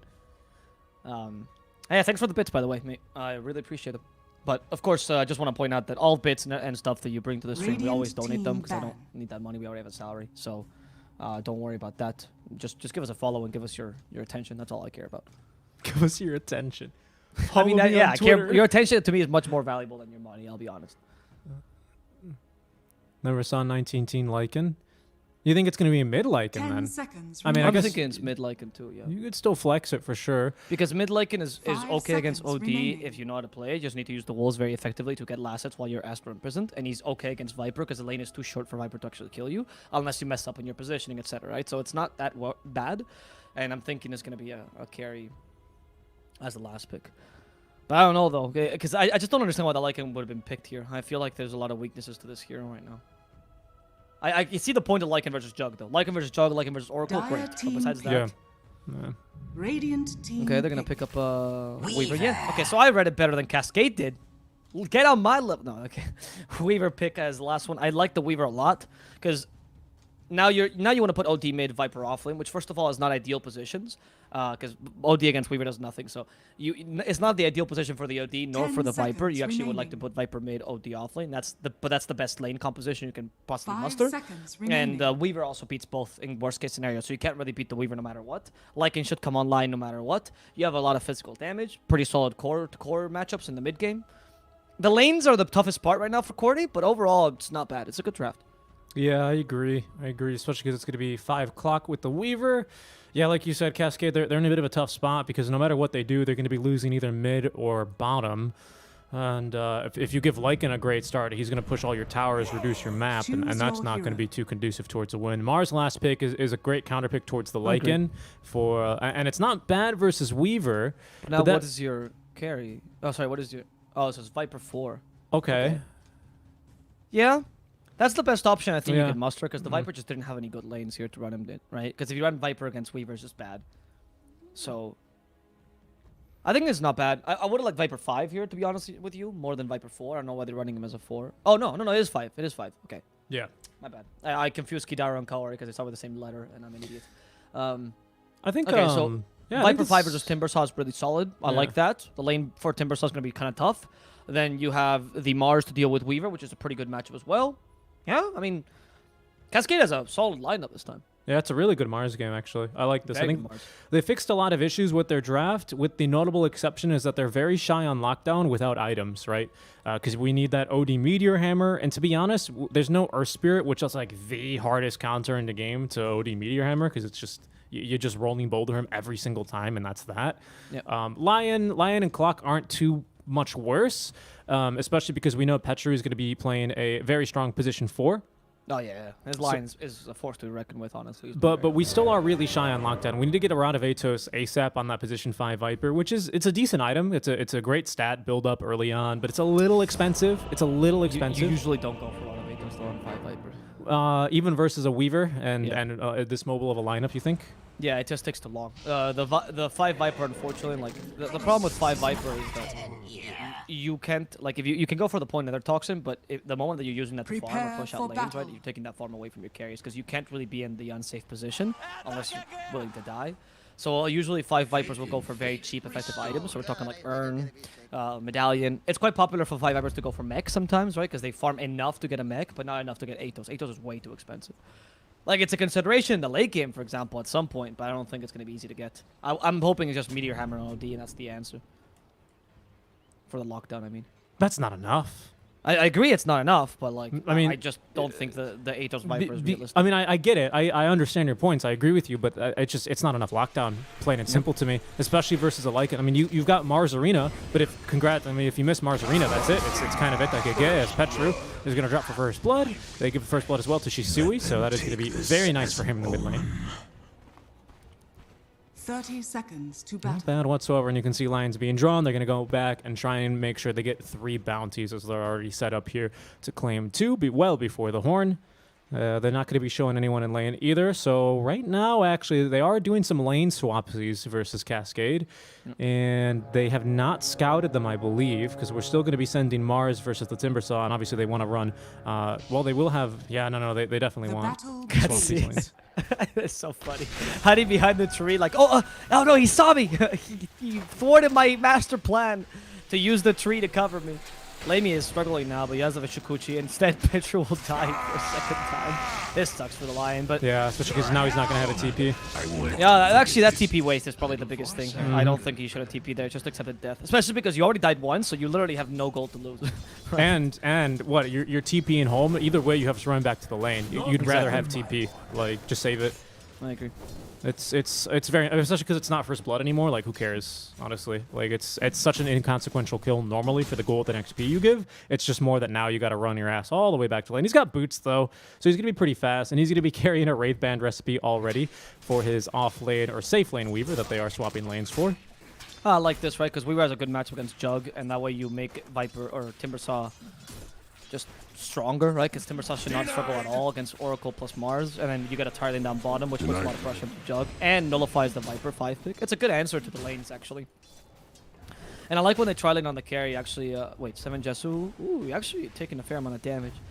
If you talk to a lot of the better teams, actually, when I've talked to a lot of the captains, they always say that whenever they've realized that they've drafted wrong, you know, they just made bad lanes for their carry, the best solution is just to try lane and sacrifice your off lane. Like, that tends to be just the solution, because it's just much better to at least guarantee some farm on your carry, and as long as your off laner can recover in the mid game, it's okay, even if it's a Timbersaw.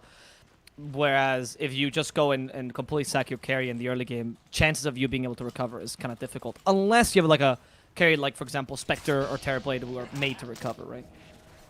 But Weaver is definitely not one of them. No, because he's meant to peak early, right? So if you end up trying to recover in the jungle with a suboptimal build, by the time you're meant to be strong and other carries like Jug aren't quite at their strengths, you're going to be fighting to their peak, and they're simply just going to be stronger than you because you're meant to be like an 18 to 25 minute hero, whereas Jug, especially depending on the build, right? You can build a pretty fast Juggernaut, but you can also build for a pretty late game Juggernaut, depending on if you want to go for like the mid one build of like Boots of Travel Midas, some silly stuff like that. But generally, like, after 30 minutes, generally speaking, on Juggernaut is really going to be, I think, your biggest strength. 2 points here on reactive armor already, so Eru is not really going to be in too bad of a spot here. He's prone, of course, to this magic damage, but with 12 stacks of reactive armor, Kaori's not going to have the mana to really burst through him. It's just impossible right now, I think, to kill Eru unless he makes a mistake, right? And he gets Spirit of Mars into the full combo and he's like low on HP and everything, but you can already tell. The problem, though, is that the lane equilibrium is hard to keep when you're a single hero, so that's the best way to actually mess up like Timbersaw, just not let him get any creeps, or letting him get close to the creeps. Because, of course, to get the Timbersaw, it's not beneficial for you to have extra creeps in your lane to harass him, because that's just going to give him more health. No. Right? That's a really hard pull to get. I also struggle with the timing. I'm really impressed when pro players get that first time. The hard camp to under the tower pull directly. Yeah, that's quite a difficult pull. Also, I think it depends on some hard camps, because some hard camps don't do it for you. You can do it with any of them, but it's just the timing is very, very, very precise if you get the Wild Run Ripper camp, because obviously they're melee, right? They might get a kill here, by the way. Nope, he's got stick charges, he's totally fine, although Great God's Rebuke, nah, he's still got too much healing for him. As we can see, Oracle, again, has very, very severe mana problems. I think he's got to get... Yeah, he's calling 2 Clarities over. I think I'd prefer to see... He usually goes for Ring of Bacillus, but I guess he just wants Brown Boots first, so I respect that. Mid lane, now that we've got Wolves up to level 2, Shisui is going to struggle a bit. I mean, OD, he's meant for single target, right? You bring summons versus him, and he hits super slowly as well. He's got very little AoE damage just on the ultimate, so it's like, it's going to get really bad for this OD, and that's not good at all, so... I don't know what you do. Do you try and gank maybe top lane as this OD, where they have managed to find a kill versus Eru?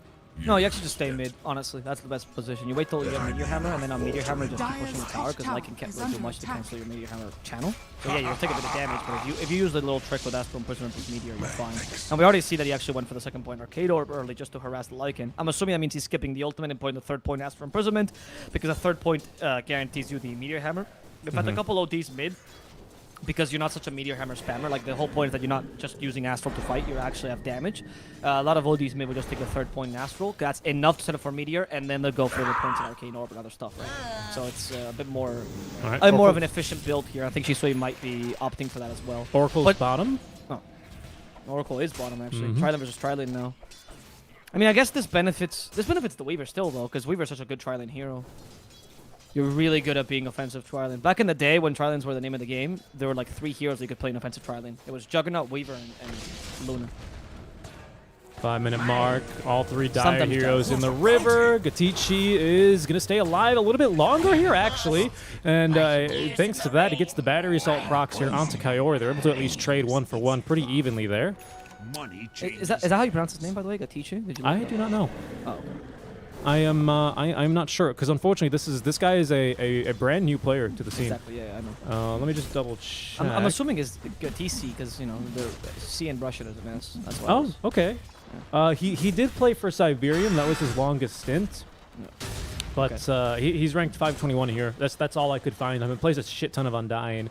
But yeah, he played on Siberian when it wasn't really like I don't want. It was like tier 3, tier 4 Siberian, right? Not really like tier 2 Siberian. Unfortunately. Yeah, no offense to him. Yeah, no offense to him. It just they weren't playing in like they were playing in like the $5,000 below tournaments, not like the 5,000 to Radiant's top 15,000, tower is right? under attack. Yeah, it's cool to see these players though come back and actually have a chance at the. I mean, if they make it to the season 2, right? That's like a huge Hey, boost absolutely, for them. absolutely. Kaori in the top lane. Let's see. Oh, we actually have a lot of damage for Gatici. Gatsi, sorry. And Gatsi, yeah. almost dies here. Ooh, Good the Earth spin. Spike secures the kill on the Viper, but in exchange for Gatsi, I think it's okay. You know, it's 5 for 5 right now, not that big a deal. But of course, getting rid of Viper is nice just for Lion's existence, because he can't trade with Viper at all. Just gets a bit more leeway here. He still went for the Hex build this game, though. No points in monitoring just yet, so maybe just like this build a bit more. Because this lane, I do see more justification for the monitoring, particularly against the Viper. It's a very powerful ability. Yeah, especially in a tri-lane, right? Yep. Because you want to make like the first point in mana drain just gives you so much, right? I mean, obviously then I could see the point not loving. Oh, it is ganking. Shisui ganking top lane with the Meteor Hammer already, but they're going to struggle to get this kill, it seems. No, they will have it, so it's going to be a successful gank top lane for Shisui.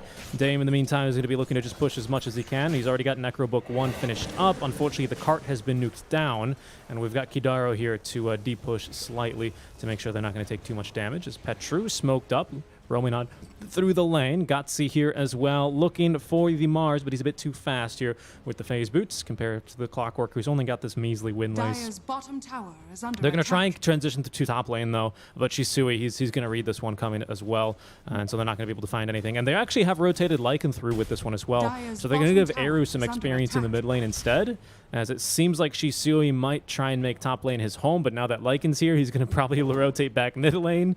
You could see a lot of musical lanes here, because, of course, OD still needs to lane a little bit longer. He's not really too relevant right now in terms of like the gank potential he has.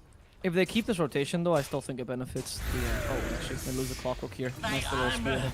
So, if they keep this rotation, I still think it benefits QWERTY, just because Timbersaw's better at defending mid lane, which is ideally the lane OD wants to push, right? He can push top, it's safer, but because top is longer, Lycan can actually gank you there. There's no need for him to defend, because he just wants to murder you immediately with Necros. Yeah, Shapeshift ready, there we They're go, gonna go. Shapeshift, Necros Yeah. available in They're a gonna second go as well. priority Kaori, first. nah dude, you are not getting away from this. They actually use just the leave the units, because he wolves. wants to body block and actually kill Shisui. Do they have the cogs? They do! Oh, nice. Just barely in time to secure that he's gonna stay in this lane. And to cancel is that TP. Shisui has the Astral, use Super it dead. at least on the Lion, but that's not gonna really help him. Instead, Shisui will just fall before he can even use Sunny's Eclipse. And Dame wants to look for the kill on Kidaro. He might just get it with the Wolves and the Necros. Kidaro cannot run away fast enough. And that's the power of the new Feral Impulse, man. That's why Lycan is played so much. Dude, it's such a good Lycan game as well, to be honest, It is isn't a it? really good Lycan. I mean, real. Like Past we the said, lanes, right? past the. Sorry. Past the lanes. Oh he's much yeah. Like in terms of like just running people down with your ulti, like it feels so good. Except for Mars, right? Mars is going to be the exception, but my goodness, I mean, frustrating to watch maybe, but also it's got to be fun to play, because you literally just go, oh, he's dead. I can just already micro my hero to go farm and just leave the wolves to him. It's just so good, honestly. I will speak this only once, because I haven't mentioned this in like 3 casts, but like I just love this change. If you guys are not Lycan players, the change that made Lycan relevant again was literally just Feral Impulse being global. Because one of the issues Lycan used to have, why he was only really playable in the Zoo meta, which is honestly a brainless way of playing Lycan, in my opinion, was that the Feral Impulse had a range of 900 before, so you were essentially only capable of realistically ganking with your units when your hero was around, which sucked, because that means that you can only really gank with Shapeshift, and it really limits the hero's capabilities. But Radiant's now that it's middle global, tower is you under can actually attack. gank with your hero and your units with Shapeshift on, but then when you just want to get Dire's an easy top gank tower or see a is under support attack. alone, etc., you send your units Dire's alone and you get the quick structures kill, are and your hero can be really far away.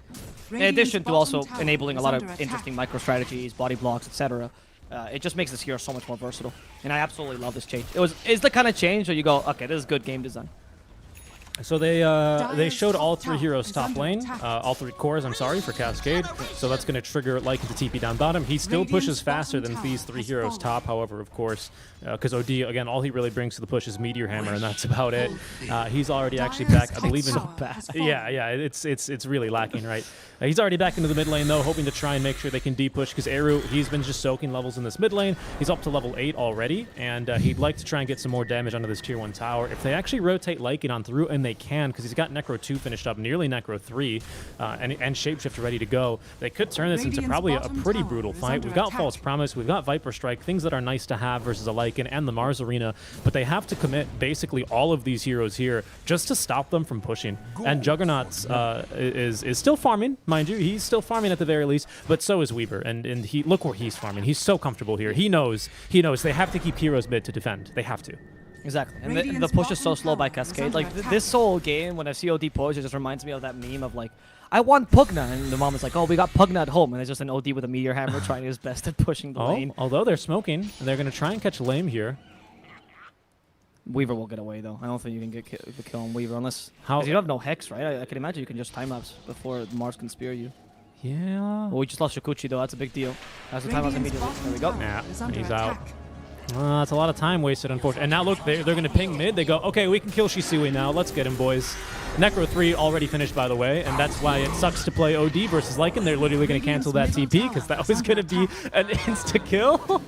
And they might even go for more. Kidaru, they don't have arena. They can't fight this. Cascade, they have to run. There's nothing to stop Lycan from literally just running at you. There goes another one. Another one bites the dust. Kayori, he's not going to use the ulti on himself because he's a good Oracle player. And Lycan, he might just get dove underneath his tier 2 tower. He is not safe. He's got the Purge now, which means that he has some sort of catch action on Lycan, which means it's impossible for them to run away from him. Just push bottom, guys. Just push bottom. This is, I mean, you're here. You might as well push it. Well, Lycan, what can you do, though? This is the advantage of FRL Impulse, right? You can just go farm the jungle a bit as you keep push bottom. Because you keep to the main push anyway, right?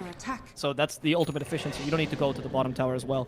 Because if you go here and you're committing, they still have to rotate a hero no matter what. If your Lycan is there, then you can actually force a team fight. Instead, they can go mid with a Lycan already here, resummon the wolves, and it's just like... Consider this almost like a TPing of your units, right? Like a free TP for the wolves. Because you resummon them in the mid, and now you're ready to fight and take the tower mid as well. There's no fortify mid lane. They have ultis, but they can't get the bodies in here. Yeah, this tower is gone. And this is going to open up basically the entire jungle for Lycan, Weaver, even Timbersaw to safely farm in. Again, Juggernaut, which, by the way, does anyone know why that's such a big meme on the Reddit? I love that meme. I love those shitposts, like the shitposts that don't make any sense with Jayo and Jug Hero. Did you see that Viking GG and they named themselves the Juking GG? That's very funny. Uh-oh, Jessu, he's already used spin. He's very vulnerable here. He's going to have Omni slash, no Omni! Wow. That was perfect by Gatsy. Wow. I am, no jokes, becoming a fan of qwerty, dude. They are playing some really nice Dota. It's I agree with you, but it's this type of Dota where if they're playing from ahead, that's something they're super comfortable playing in, right? All 5 of these heroes. So, but I agree. When they play ahead, they look great. They look like PuckChamp, right? They just like they're all over the place. They're like shutting down everyone, stunning in the middle of cast animations. Who's this in the Astral? It is the Timbersaw, so he's not going to go down. We hear a shapeshift. Kayori, he's going to be forced away now from the OD. The spear though will connect onto Lycan. They have put the dog in its kennel, and they've actually gotten the false promise already onto the OD. Another Astral into the Sanity's Eclipse, but not nearly enough damage, not enough insta, but the Jug Spin on top of the God's Rebuke damage is good enough. Unfortunately, Petra will still be able to trade away the off-lane Squirrel. Gatsy, sorry, he finds one inside the Cogs as they have gotten now the supports.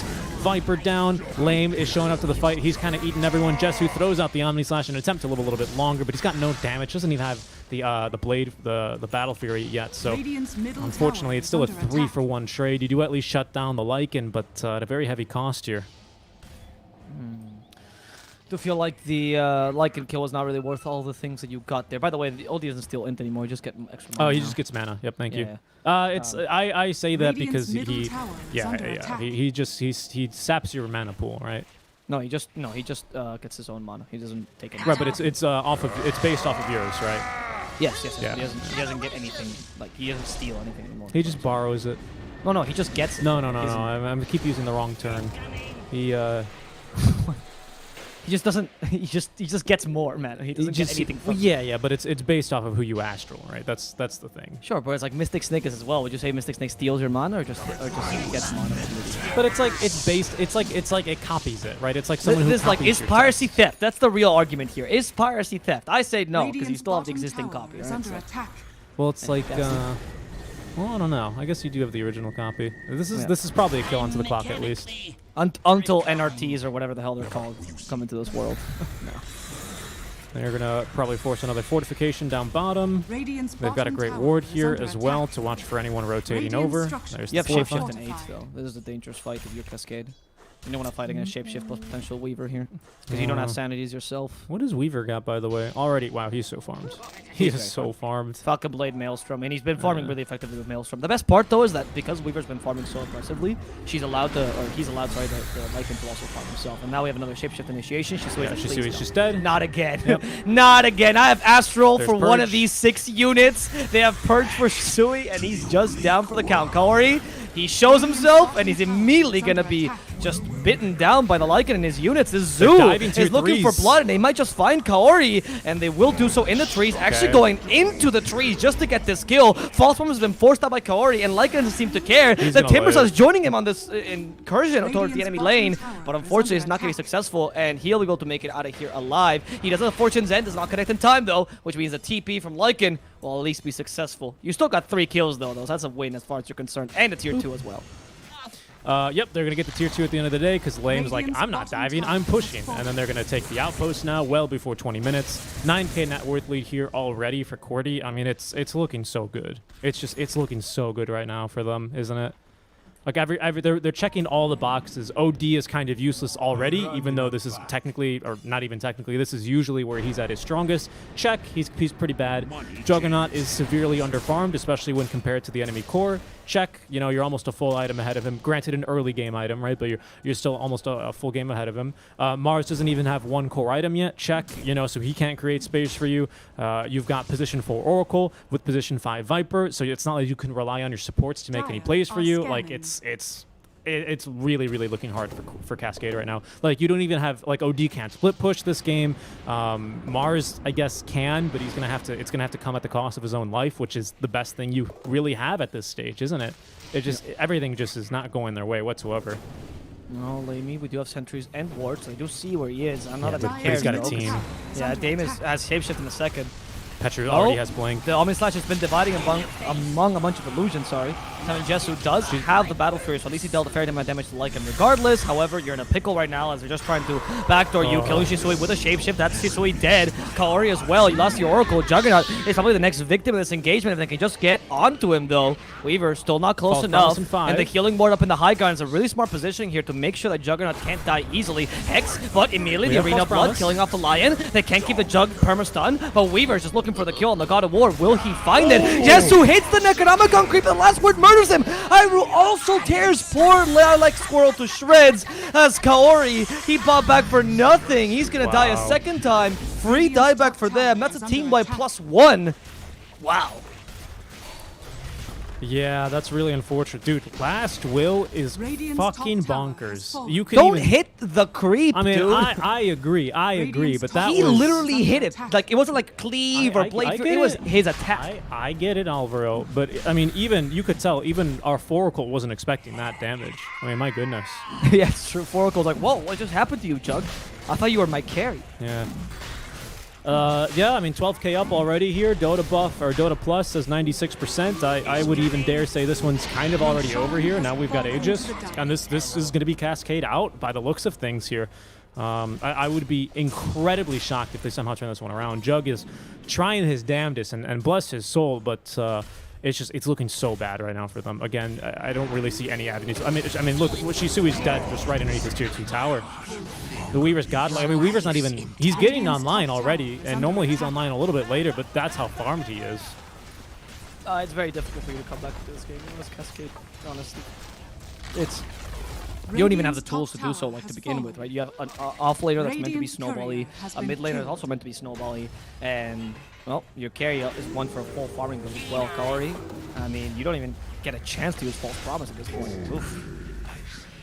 poor Oracle. He's just not a hero also meant to be from behind, because he's a hero that you kind of commit to an engagement and you either die or the enemy team dies. It's not really... Escaping is never an option. Kidaro will dead. be destroyed by Lamy as well. He has to buy back. That was almost, by the way, like, Lilac Swirl has to be here, not because he's farming with Jug, but because his courier died in Secret Shop before he could actually buy the Yule Scepter.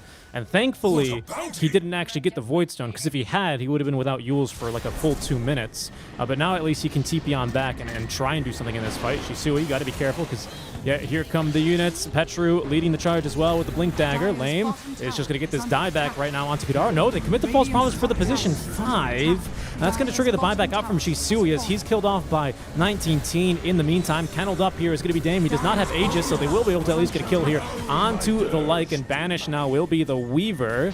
And they're not going to be able to set up here at the Meteor Hammer in time. He's got that status resist here up from the SNY, so they don't really know the timing there.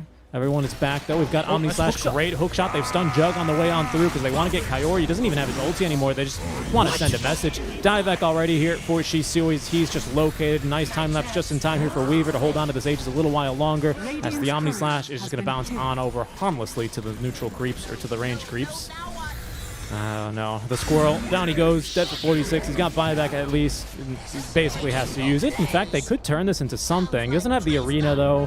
There's no Shisui, so they've got Aegis, and I think that's about all they can hope to get right now. Lycan's back in 7, Clock's back in 11.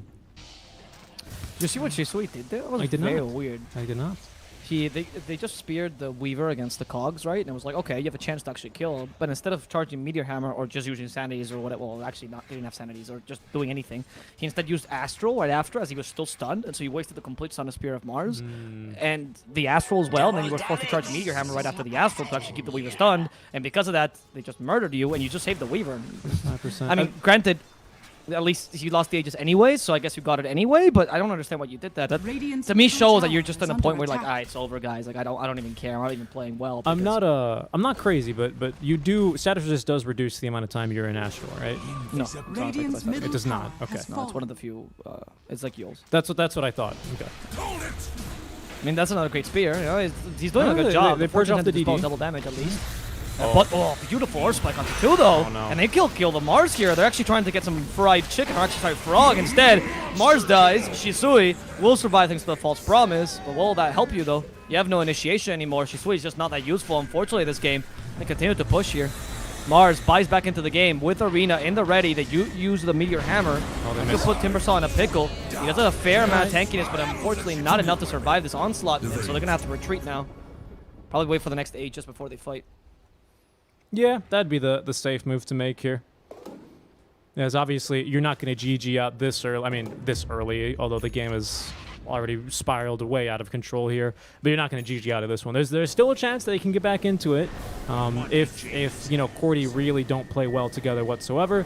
But obviously when elimination's on the line and you can still force a game 3, you're not going to be GGing out of this one. I like this smoke here. They're going to look to play a little bit aggressive. They might be able to find, well, unfortunately, only the supports here being in a great position to break smokes. Weaver, though, in the secret shop is going to break the smoke, and Shisui is instead going to go for the clockwork here. He's got a bunch of more teammates here right behind him as the Cog push back buying a little bit more time. They're just going to 2v4, actually. We do not have Arena. The spear, though, connecting to the one tree there. Sanity's Eclipse, not enough damage, and there's the Lion Finger to nuke down Shisui.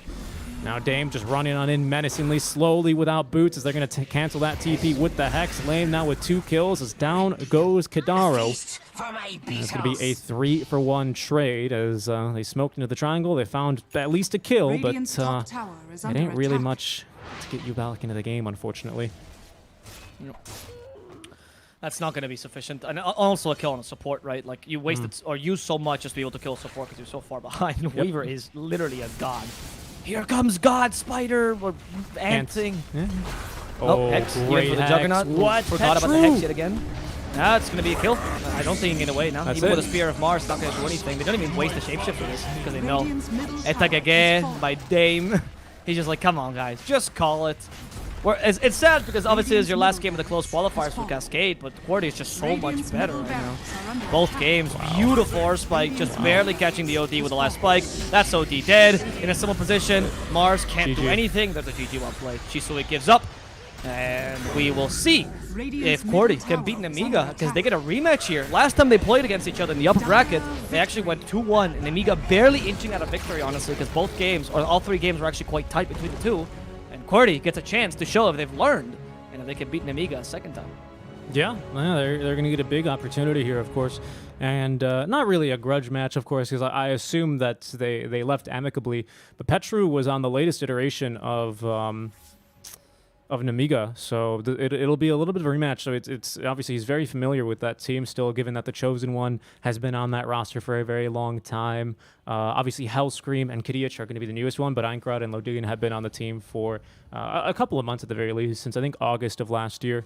So this is Petru's new team, and qwerty, they're going to move on again with third place. Even whoever finishes third may. This is not confirmation by any means, but they may end up getting a slot if Gambit 2 cannot field the roster. So we'll see what happens there, because I'm not really sure what's going on. But obviously you'd rather get the guaranteed slot. So that's going to be happening in an hour. Unfortunately, that match is not going to start early. Yeah, because it's not a running schedule. Because with best of threes, you usually don't do running schedules on online tournaments, right? Because you can't ask people to wait like 3 hours in advance, right? Stuff like that. So there's a lot of variation with best of threes. So what do you want to do, though? I feel like it's best if we just restart streaming in an hour, right? Yeah. Because like I don't want to leave you guys in the wait screen for an hour. I don't need viewer hours or whatever the fuck Twitch people talk about. Yeah. Or we could make episode 1 of our podcast right now. The TPC podcast number 35. Yeah, something like that. Yeah, I don't know. I'd be happy with taking like an hour break, and just remember to, if you guys are interested in watching the last match, what I suggest is to follow the channel, right? If you follow the channel, then you get a notification when we go live next time, which will be in an hour. Like, we're not gonna miss it. Don't worry, guys. It'll be exactly on this very channel. Yep. But it's just, I don't want to leave you guys waiting just for that. We don't have content prepared for a whole hour. Yeah, exactly. So it's just a long break, unfortunately. I don't have any more Overwatches, unfortunately. So I do, but that's for the next break. I don't think we want to do Overwatch for an hour. So there's not really much else. Play a pub? I don't. I think I don't want to risk you not liking us anymore, man. I think I'm gonna stick to the casting. Yeah. Also, my problem with playing a pub is that when it's precisely an hour, the pub takes a bit longer. Like, what happens then? Like it's random chat for an hour. I mean, we could do that, but we already kind of randomly chat when the game's already going. So it seems like like there's, I don't know, because it's like. It's just such a long break. I feel like we're just gonna like talk in circles for an hour. Yeah, I just don't want to become a just chatting streamer kind of situation, right? I just feel like people come here for competitive Dota. We got the competitive Dota. The competitive Dota's out, so we just wait and that's fair. Go for the next one, right? It's just the brand of the channel is kind of reliant on this kind of idea. In the future, maybe we'll consider something, but I wanted to do it more planned than just like, oh, we have an hour here, let's try to do something. Yep. All right, so we'll be back in an hour, guys. Set your alarms from 1 hour from now, because the stream's going to be going down, and then in 1 hour from now, it'll be going live. Or if you don't want to set an alarm, there's a little bit of a button. I think it's below the channel now, bottom right. So click that little follow button, Yep. And you'll get sent a notification when we go live next, which again is going to be in about an hour. Moon Studio has a tournament going. Yeah, but there's official coverage for that, isn't there? Yeah, we don't recast. Yeah. We've already approached Moon Studio previously. They wanted to hire us as casters. They weren't interested, so Yeah. Execration versus Team Dragon. It's a decent game, but yeah. So we're just gonna wait for an hour, guys, and I'll probably watch the Puck Champ and Puck Champ game because they're in Division 2. But that's gonna be off stream, and again, we'll see you guys in an hour. So thanks for tuning in, guys. And